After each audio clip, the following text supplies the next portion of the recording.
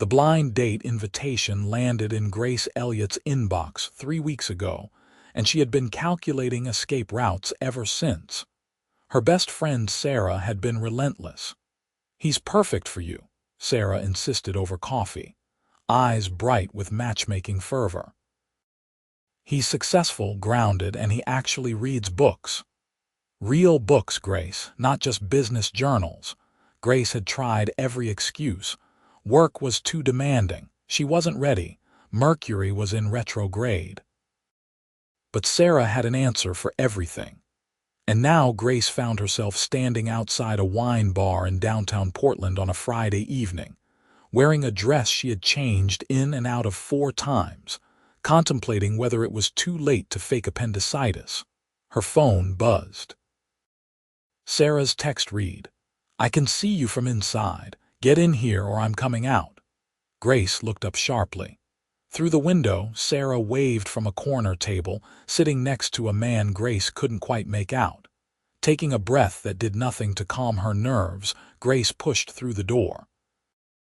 The wine bar was warm and crowded, filled with the buzz of Friday night conversation and the clink of glasses.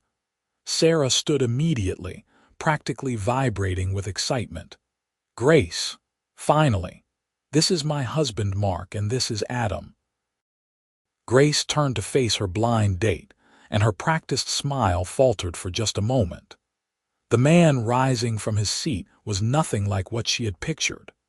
Sarah had described him as successful and grounded, which Grace had translated to mean a middle manager with a 401k and a reliable sedan. The man standing before her was tall, with dark hair that looked like he had run his hands through it several times, wearing jeans and a simple button-down shirt that somehow looked more expensive than it should. His eyes were a striking blue-gray, and when he smiled, it was genuine, reaching all the way to those eyes. "Grace," Adam said, extending his hand. His voice was deeper than she expected, warm. "I've been looking forward to meeting you. Sarah's been singing your praises."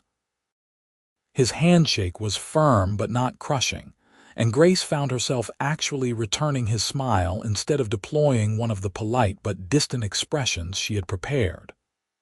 "I hope she left out the embarrassing stories," Grace said, shooting Sarah a look. "Only the really good ones," Sarah laughed. "Sit, sit. We already ordered a bottle of their Pinot Noir. I know it's your favorite." As they settled into their seats, Grace felt some of her tension ease. Adam didn't immediately launch into a resume of his accomplishments or dominate the conversation.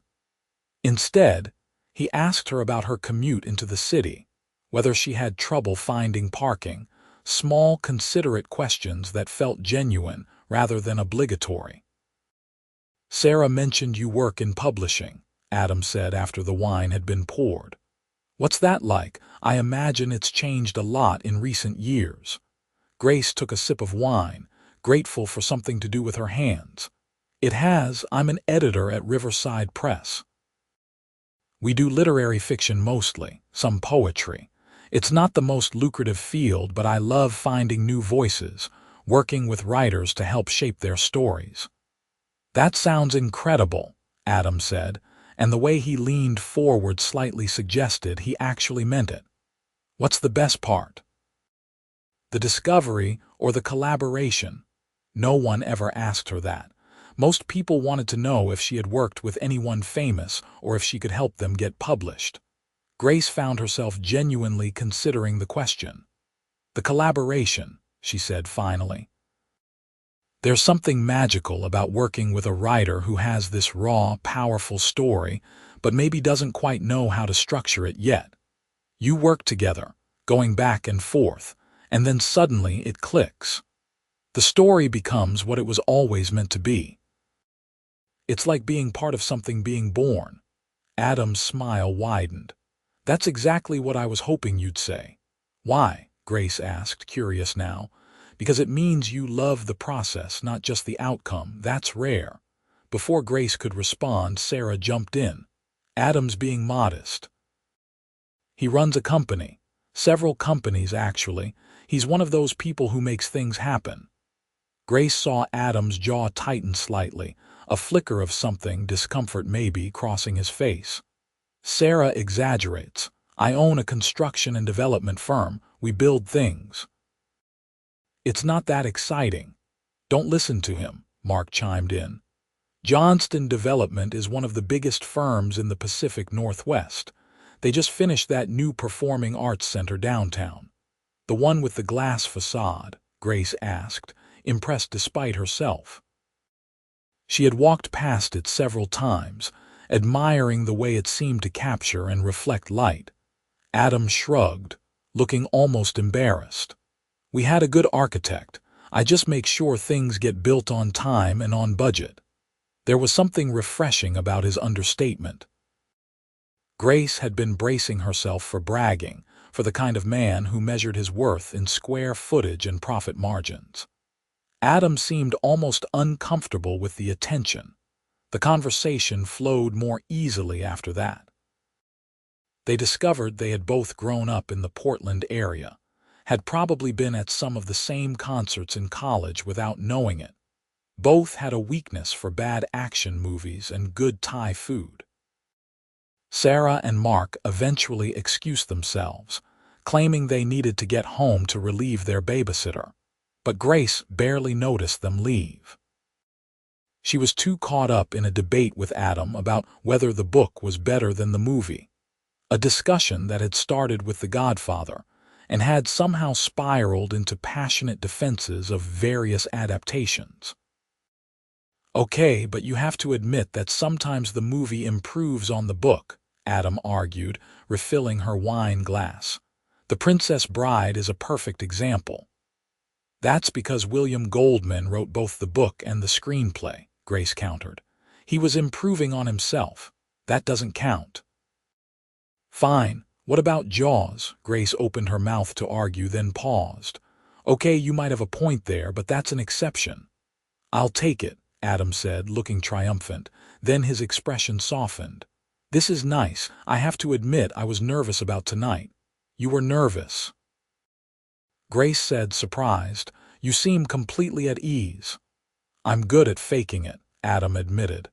Years of client meetings, but honestly, blind dates are terrifying.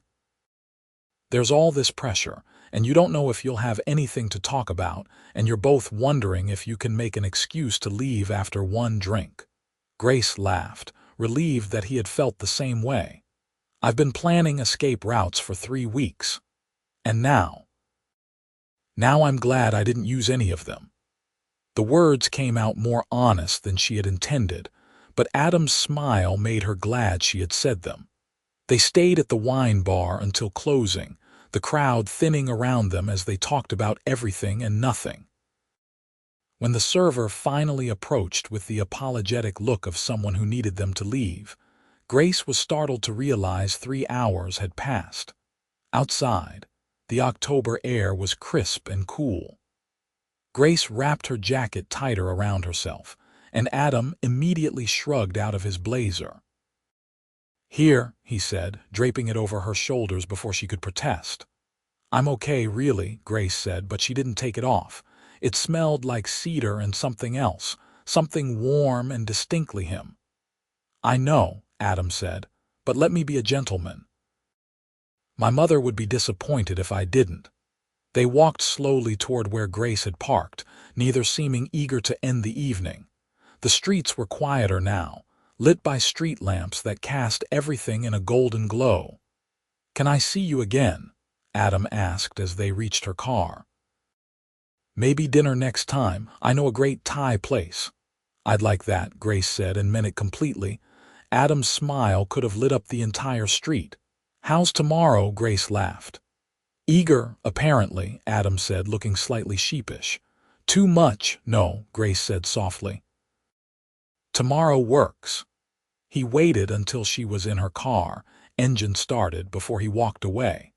As Grace drove home, she caught herself smiling for no reason, replaying conversations in her head. She had been dreading this night for weeks, had built it up into something to survive rather than enjoy. Adam was nothing she had expected. He was better. The next evening, Adam picked her up at 7. He showed up with flowers, simple daisies rather than roses, and when Grace raised an eyebrow, he shrugged. "You seem like a daisy person," he said. "Roses feel like they're trying too hard." "I love them," Grace said, genuinely touched.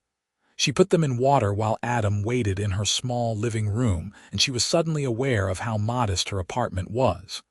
It was cozy, filled with books and plants, but it was clearly the home of someone on an editor's salary. If Adam noticed or cared, he didn't show it. Instead, he was examining her bookshelves with the focused attention of someone who believed you could learn about a person from what they read. "You have the entire Discworld series," he said, sounding delighted. "In order." "Of course in order," Grace said, emerging from the kitchen. "Any other way would be chaos." "I knew I liked you," Adam said. Dinner was at a small Thai restaurant tucked away in a neighborhood Grace had never explored. The food was incredible, spicy and complex, and Adam clearly knew the owners. They greeted him by name, brought out dishes that weren't on the menu, treated him like family. "You come here a lot?" Grace asked between bites of the best pad Thai she had ever tasted. "I've been coming here since I was in college," Adam explained.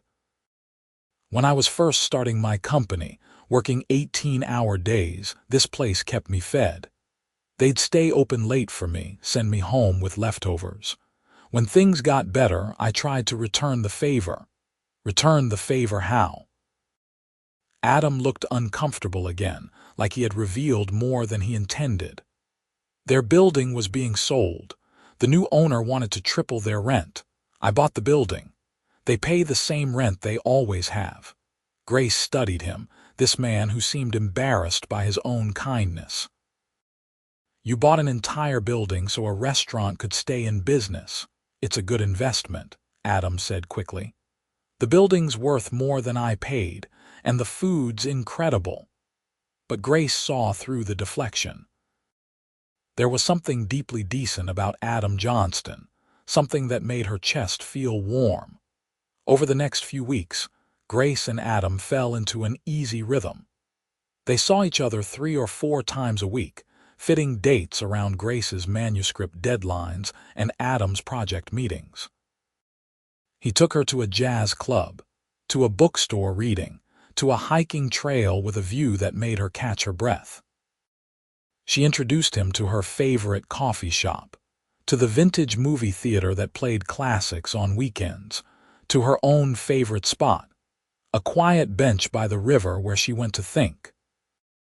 They hadn't slept together yet, though the tension was building with every kiss goodnight, every moment Adam's hand rested on the small of her back or Grace's fingers tangled in his hair.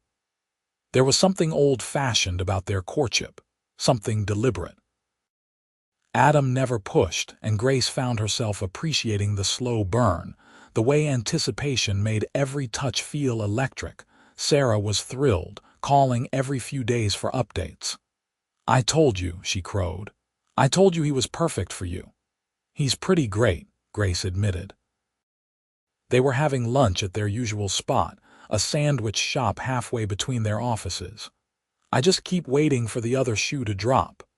"What do you mean?" "He seems too good to be true," Grace said, toying with her napkin.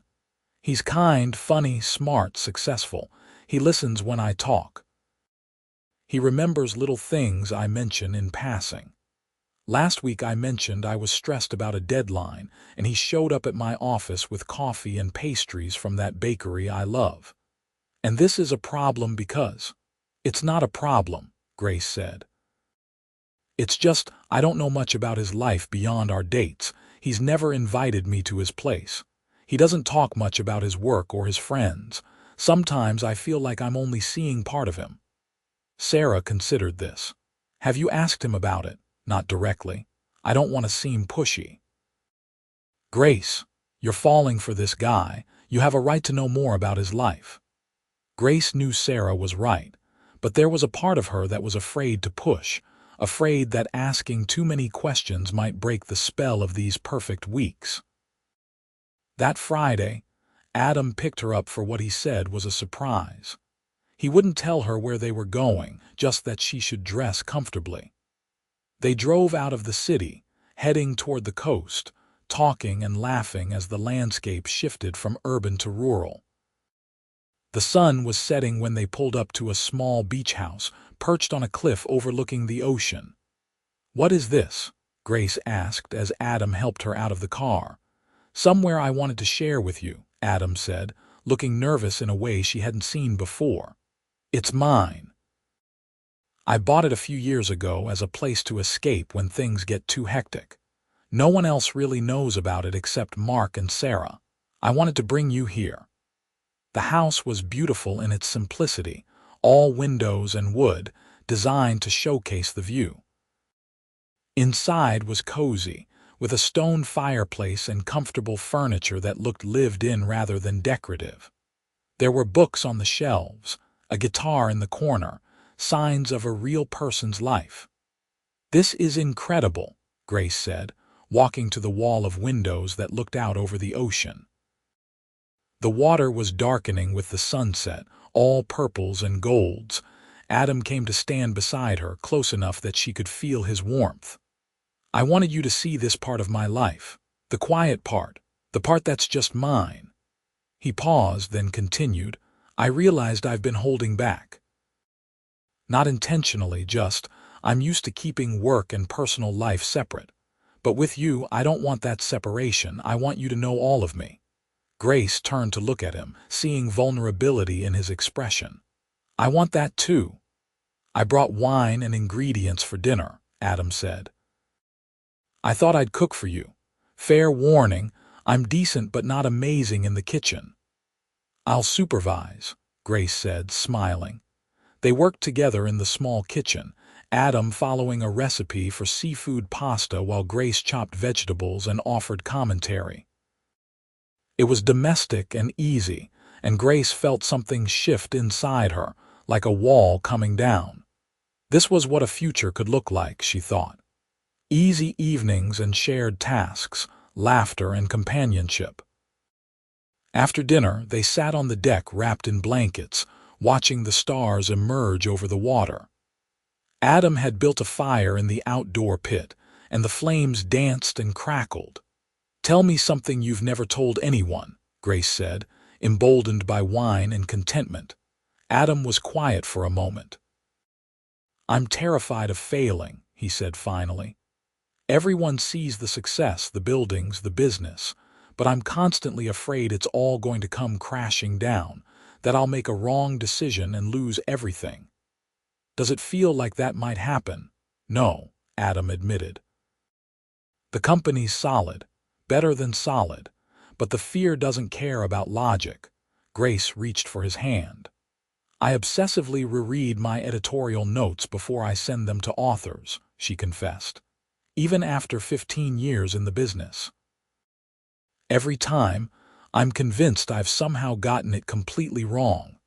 Really, every single time. I have a folder on my computer called Things I Definitely Got Wrong where I save notes I'm particularly worried about. I've never had to use it, not once, but I keep adding to it." Adam laughed, squeezing her hand. "We're a mess, aren't we?" "A matched set," Grace agreed. They stayed at the beach house until Sunday evening, and something deepened between them during those 2 days.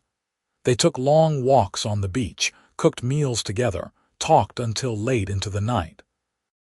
They kissed on the deck under the stars, and when Adam walked Grace to the guest room and said goodnight, she almost pulled him inside with her. But something made her wait, made her want to be sure. The following week, Grace met Adam's parents. His mother, Patricia, was warm and welcoming, a retired teacher who immediately started showing Grace photo albums from Adam's childhood. His father, Henry, was quieter, but Grace could see where Adam got his steady presence. "He hasn't brought anyone home in years," Patricia said while Adam and his father were outside inspecting something on the deck. "We were starting to worry he was married to his work." "He works a lot?" Grace asked. "Too much, sometimes," Patricia said, "but it's important to him. He started that company from nothing, you know. Put himself through business school, worked construction jobs to save money, took out loans. Now look at him. We're so proud." Grace felt a surge of respect for Adam. He had mentioned going to business school but had glossed over the details. She hadn't realized he had built everything himself.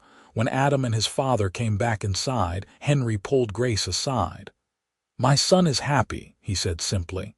"I can see it in him. Thank you for that." "I'm happy too," Grace said, and it was true. November arrived with rain and falling leaves. Grace and Adam had been dating for 6 weeks, and it felt like much longer, like they had known each other for years. They had fallen into comfortable patterns, favorite restaurants and standing dates. Friday nights were for trying new places, Saturday mornings for the farmer's market, Sunday evenings for cooking together at Grace's apartment. Adam still hadn't invited her to his place, and Grace still hadn't asked why. She told herself it didn't matter, that what they had was enough. But sometimes she wondered what he was protecting, what part of himself he was still keeping separate. The answer came unexpectedly. Grace was having lunch with a colleague, discussing an upcoming book release, when the woman glanced out the window and gasped, "Oh my God, is that Adam Johnston?" Grace looked up sharply. Adam was across the street talking on his phone, looking stressed in a way she rarely saw. "You know him, know him. Everyone knows him. Johnston Development. They're huge. My brother works in commercial real estate and he says Adam Johnston is a genius. Young, ruthless in negotiations, but fair. There was this big profile on him in the Business Journal last year. They called him the 34-year-old CEO redefining Portland development." Grace felt something cold settle in her stomach. She knew Adam was successful, owned a company.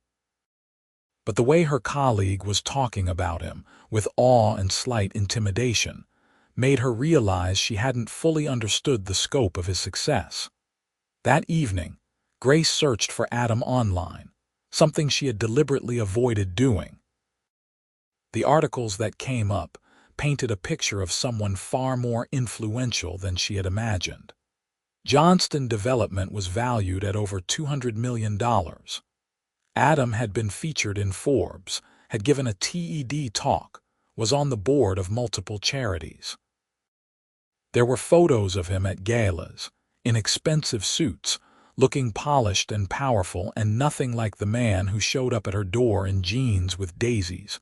Grace closed her laptop, feeling off balance. Why hadn't he told her? Why had he downplayed his success so thoroughly? When Adam arrived for their date, Grace had decided to confront it directly. They were supposed to go to a movie, but instead she asked if they could just stay in. "Everything okay?" Adam asked, reading her mood immediately. "Why didn't you tell me how successful you really are?" Grace asked. Adam's expression shifted, became guarded. "What do you mean?" "I mean Johnston Development isn't just a construction company. You're a CEO. A very successful, influential CEO. There are articles about you, Adam. You've been on Forbes lists. Why would you hide that?" Adam sat down heavily on her couch, running his hands through his hair. "I wasn't hiding it exactly. I downplayed it. I know I did." "Why?" "Because the last time I dated someone seriously, she loved what I could provide more than she loved me," Adam said quietly. "The nice restaurants, the trips, the access to things. When I realized that, it hurt in a way I wasn't prepared for. So with you, I wanted to be sure. I wanted to know you liked me for me, not for what I could do or buy or provide." Grace's anger deflated. She understood, but it still stung. "I'm not her, Adam." "I know," Adam said quickly. "I know you're not, and I should have told you sooner. I should have trusted you." He reached for her hands. "I'm sorry. I was protecting myself, but in doing so, I was being unfair to you." Grace looked at their joined hands, at this man she had fallen for.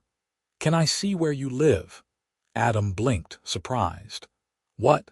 You've been to my apartment dozens of times. You've met my friends, my parents are visiting next month, and I was planning to introduce you. But I've never seen your home. I want to see all of your life, Adam, not just the parts you think are safe to show me. Adam nodded slowly. Okay, tomorrow, I'll make you breakfast. The next morning, Adam picked Grace up early. He lived in the West Hills, in a neighborhood Grace had driven through but never stopped in. The houses here were large, set back from the street on manicured lots. Adam's house was modern, all glass and clean lines, with a view of the city that must have cost a fortune. Inside was both what she expected and what she didn't. It was beautifully designed, but it felt like a home rather than a showpiece. There were books everywhere, comfortable furniture, a kitchen that showed signs of actual use. Photos on the mantle of Adam with his parents, with Mark and Sarah, action shots of him playing basketball, hiking, living his life.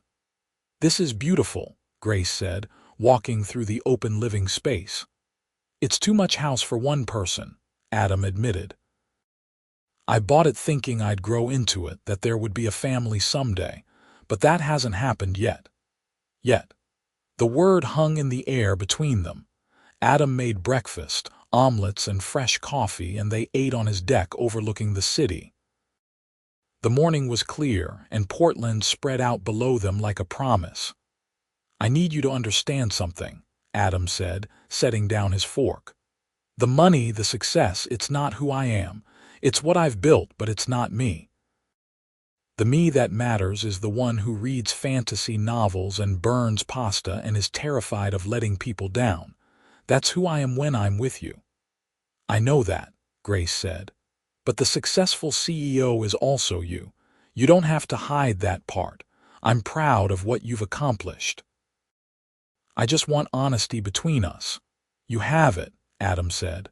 From now on, you have all of me. No more holding back. They spent the rest of the day at his house, and Grace felt the last of her reservations ease. This was real, she thought. This was something that could last. Thanksgiving came, and Grace invited Adam to join her family. Her parents flew in from Sacramento, and her younger sister drove up from Eugene with her husband and 2 kids. Grace had been nervous about the introduction, but Adam won them over immediately. He played with her nieces, helped her father fix a leaky faucet, engaged her mother in a long conversation about her book club's latest read. He's a keeper, Grace's sister whispered while they were doing dishes. Don't let this one go. I don't plan to, Grace said. After her family left, Adam stayed. They were washing the final dishes together when he turned to her, soap suds still on his hands. I love you, he said. I know it's fast, and maybe I should have waited to say it, but I love you, Grace. I think I've loved you since you argued with me about The Princess Bride. Grace felt her heart expand in her chest. I love you too, she said, even though you're wrong about the book being better than the movie. Adam laughed and pulled her close, and they kissed in her tiny kitchen with the scent of turkey still in the air and dishes still to be done. And it was perfect. That night, when Adam carried her to bed, everything felt right. They made love slowly, taking their time, years of being careful and guarded falling away. Afterward, Grace lay with her head on Adam's chest, listening to his heartbeat. Stay, she whispered. I'm not going anywhere, Adam promised. December brought the chaos of the holidays and year-end deadlines. Grace was slammed at work, juggling multiple manuscripts with authors who all wanted their books published by spring. Adam was equally busy, trying to close deals and finalize projects before the new year. They saw each other when they could, stolen evenings and early morning coffee dates, but both felt the strain of their schedules. One evening, Grace was at her office late, redlining a manuscript that needed to be returned by morning, when her assistant knocked on the door.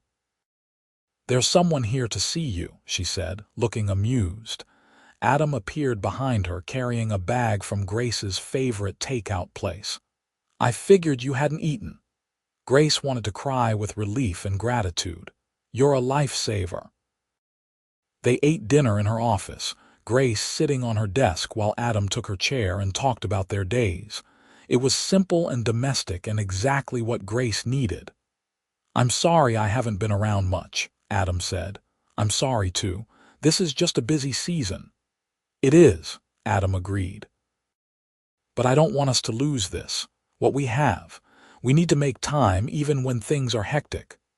Agreed, Grace said. What did you have in mind? Christmas together, Adam said. My parents are going on a cruise this year, and I know your family does Christmas Eve rather than Christmas Day. So come with me to the beach house. We'll spend Christmas there, just the two of us. Grace smiled. That sounds perfect. They spent Christmas at the coast, 3 days of peace and togetherness. They exchanged gifts on Christmas morning. Adam gave Grace a first edition of her favorite book, and she gave him a leather journal for the sketches he drew sometimes but never showed anyone. They walked on the beach, cooked elaborate meals, made love in front of the fireplace. It was the best Christmas Grace had ever had. As the new year approached, they made resolutions together. More balance, more time for each other, more honesty. Grace met Adam's closest friends, the tight group of guys he had known since college. Adam attended a publishing party with Grace, charming her colleagues and making her boss laugh. You found a good one, her boss said, watching Adam across the room. Don't screw it up. I don't plan to, Grace said, echoing what she had told her sister. In January, on a rainy Saturday afternoon, Adam asked Grace to move in with him. They were at his house, reading on the couch, Grace's feet in his lap. I know it's a big step, Adam said. And I know your apartment is close to your office, but I want to wake up with you every morning. I want to come home to you every night. I want our life to be together, not separate. Grace looked around the beautiful house, imagining her books on the shelves, her plants on the windowsills, her life blended with his. Yes, she said. Yes, I want that too. They spent February packing up Grace's apartment and merging their lives. It was messy and chaotic, and they had their first real fight over where to put the furniture. But they worked through it, compromising and communicating, learning how to share space and make decisions together. Living together revealed new dimensions of each other. Grace learned that Adam was grumpy before his morning coffee, that he left socks everywhere, that he sang off-key in the shower. Adam discovered that Grace was a blanket hog, that she talked to her plants, that she needed at least an hour of reading before bed to wind down. These small intimacies made Grace love him more, made it all feel real and lasting. In March, Adam had to fly to Seattle for a week of meetings. Grace missed him terribly, the house feeling too large and empty without him. They talked every night, but it wasn't the same. When he finally came home, Grace met him at the door and didn't let go for a long time. I hated being away from you, Adam said into her hair. Then don't do it again, Grace said. I have another trip coming up in April, Adam said. New York for the week. Come with me. Take some time off. We'll make it a vacation. Grace thought about her workload, her responsibilities, then she thought about what really mattered. Okay, she said. Yes, New York in April was beautiful. They stayed at a hotel overlooking Central Park, and while Adam had meetings during the day, Grace explored museums and bookstores, met with authors and agents, turned the trip into something productive for herself as well. In the evenings, they had the city together, Broadway shows and famous restaurants and late-night walks through lit-up streets. On their last night, Adam took her to dinner at a rooftop restaurant with views of the entire city. They had champagne and perfect food, and Grace felt like she was living in a dream. I want to show you something, Adam said after dessert. He pulled out his phone and opened an architectural rendering. This is a project I'm starting in the fall. A mixed-use building with affordable housing units, community space, a bookstore and cafe on the ground floor. I want it to be a community hub, something that gives back. It's incredible, Grace said, studying the design. What made you decide to do this? You did, Adam said. Listening to you talk about stories and voices and giving people a platform, it made me think about how I could use what I do differently. Not just building for profit, but building for purpose. This is the first step. Grace felt tears prick her eyes. I'm so proud of you. I couldn't have gotten here without you, Adam said. He reached across the table and took her hand. Grace, you've changed my life. Before you, I was just working, just building, just existing. But with you, I'm living. You make me want to be better, do better, dream bigger. You do the same for me, Grace said. Good, Adam said. Because I need you to know how serious I am about us, about our future. He stood up then, and Grace's heart started pounding because she suddenly knew what was coming. Adam got down on one knee beside their table, and the other diners started to notice, to whisper and point. Grace Elliott, Adam said, pulling a small box from his pocket. I was dreading that blind date for weeks, convinced it would be awkward and uncomfortable and something to survive. But then I met you, and you were nothing I expected. You were everything I didn't know I needed. You're brilliant and kind and funny and patient with my neuroses. You make me laugh every single day. You've taught me that success means nothing if you don't have someone to share it with. So I'm asking you, right here in this beautiful city, to share everything with me. Will you marry me? He opened the box, revealing a ring that was perfect, a simple diamond that caught the light and sparkled like a promise. Grace was crying now, happy tears streaming down her face. Yes, she said. Yes, of course, yes. Adam slipped the ring on her finger, and then he was standing and she was in his arms and they were kissing while the entire restaurant applauded. It was a movie moment, a scene from someone else's perfect life, but it was theirs. They flew back to Portland engaged, and the next few months were a whirlwind of planning and excitement. They decided on a fall wedding, something small and intimate at the beach house.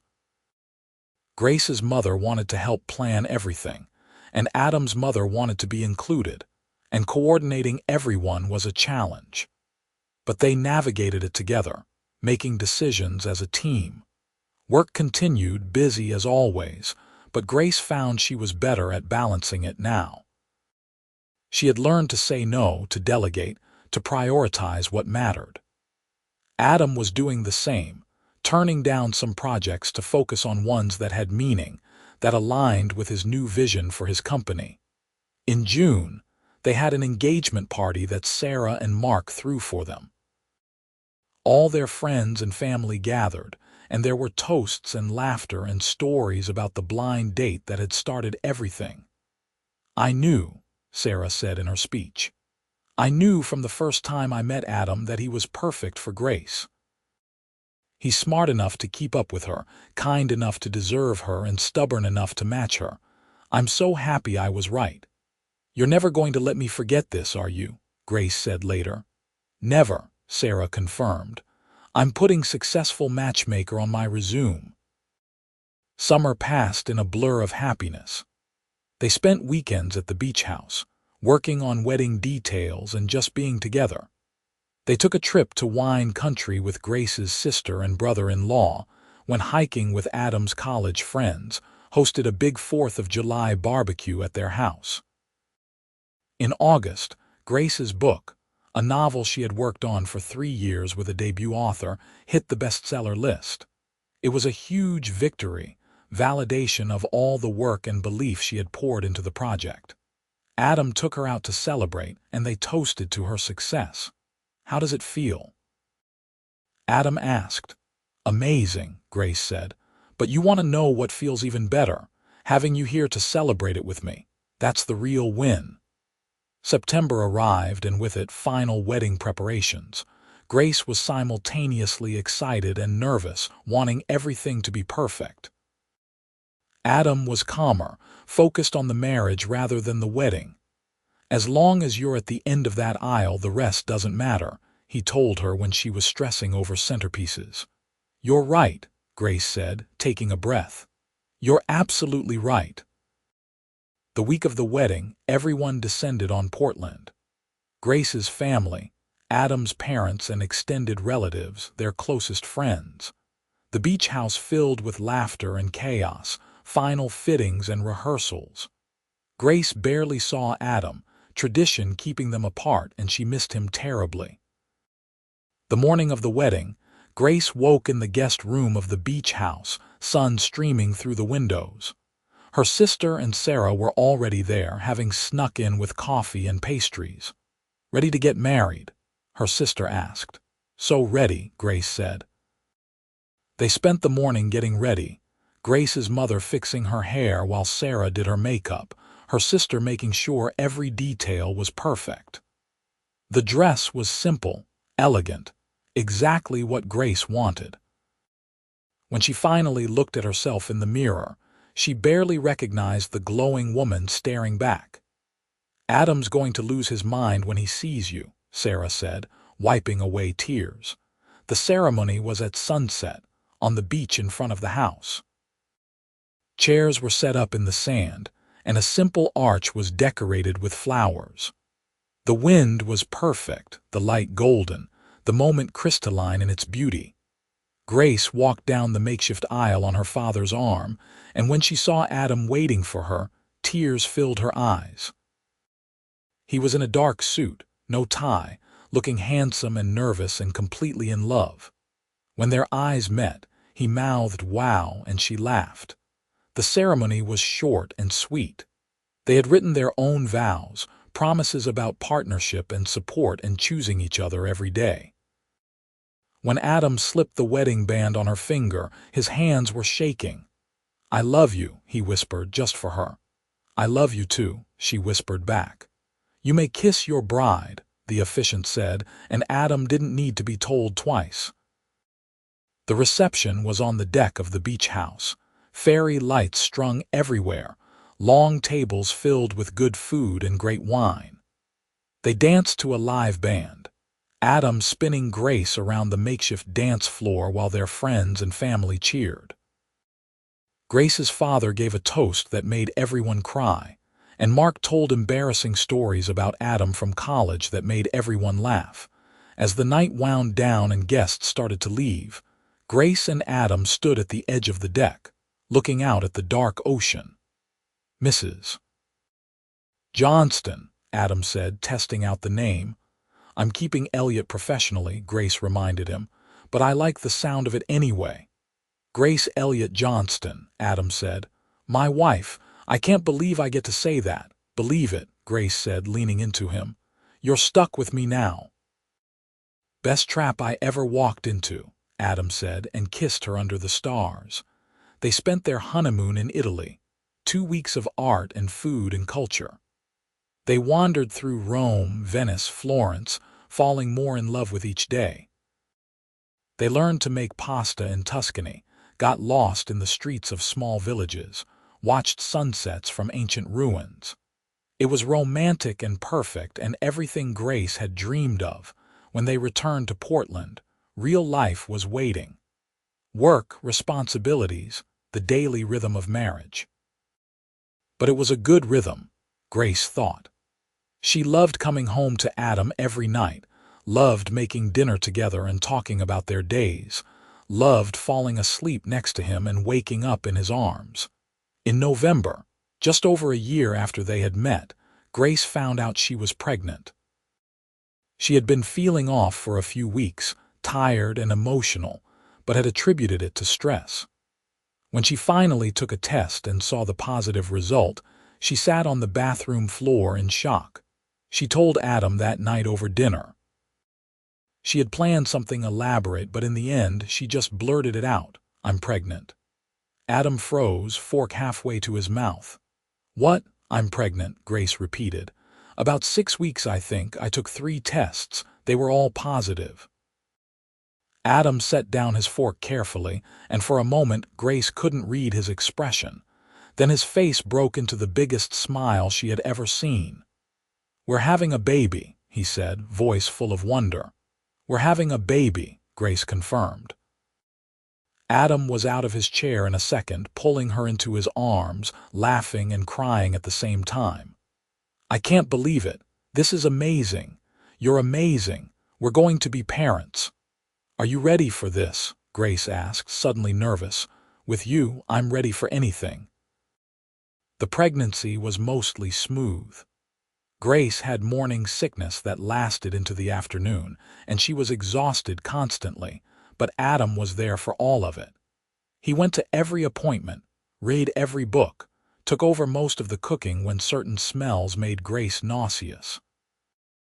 He talked to her growing belly, played music for the baby, was already completely in love with their child. They found out in January that they were having a girl.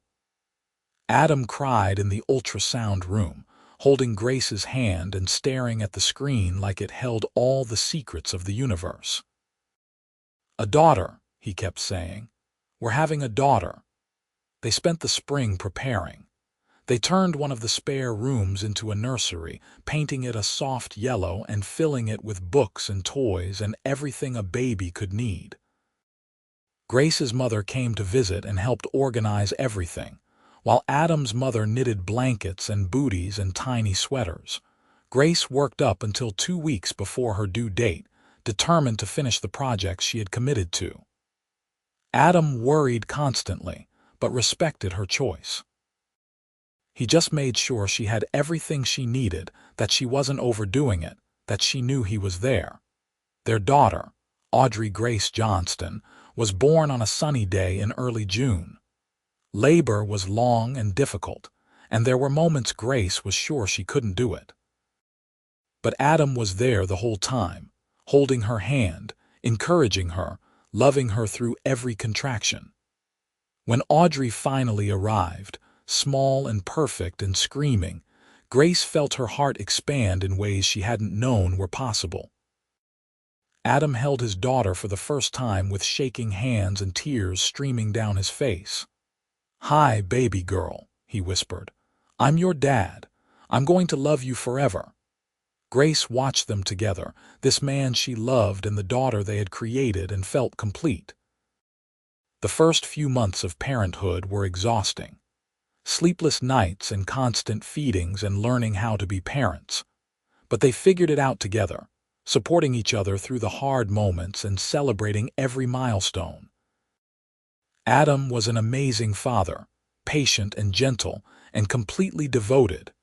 When Audrey was 3 months old, Adam's development project, the one with affordable housing and community space, finally broke ground. Grace went with him to the ceremony, Audrey strapped to her chest in a carrier, and watched as Adam gave a speech about building community and creating space for everyone. "This is just the beginning," he said, and Grace knew he meant it. Her husband was doing work that mattered now, making a real difference.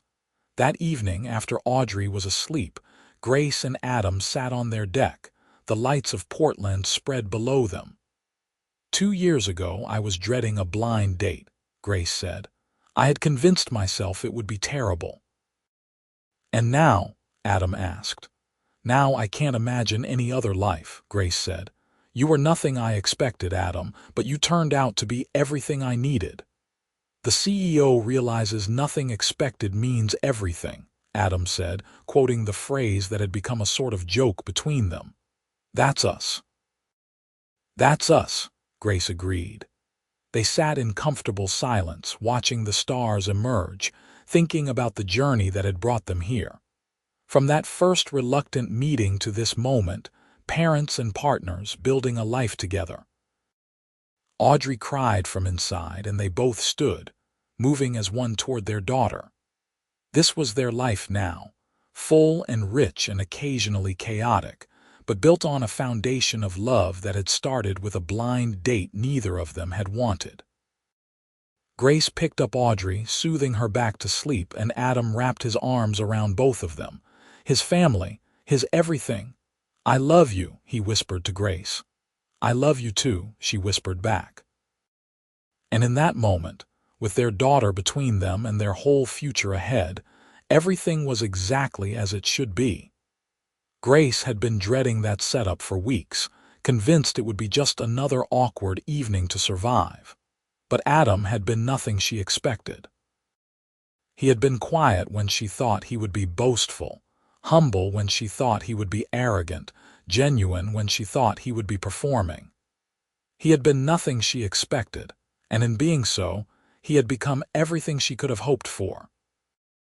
The CEO, for his part, had learned that sometimes the things we don't expect, the moments we can't plan or control, turn out to be the most important.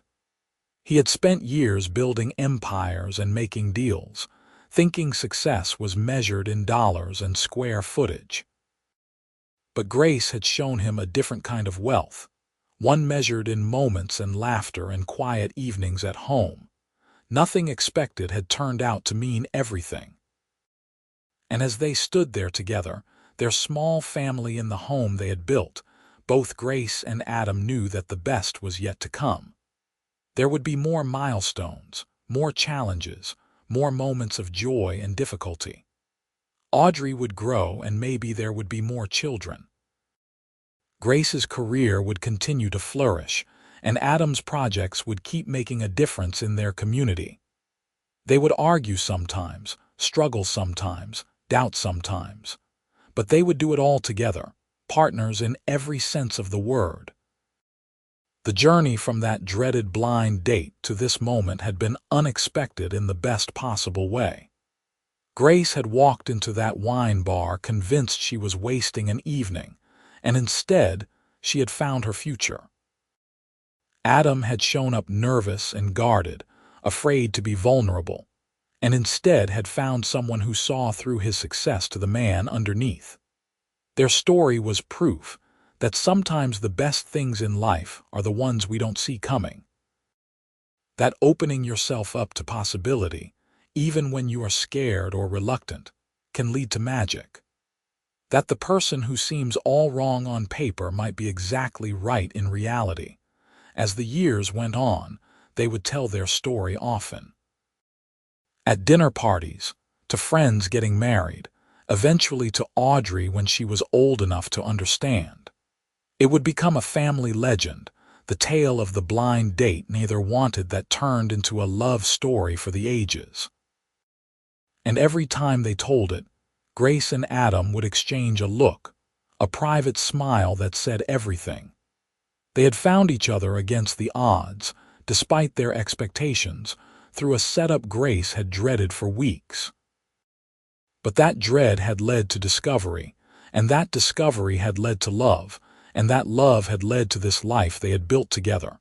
In the end, being nothing expected had meant being everything that mattered. And for Grace and Adam Johnston, that was more than enough. It was perfect.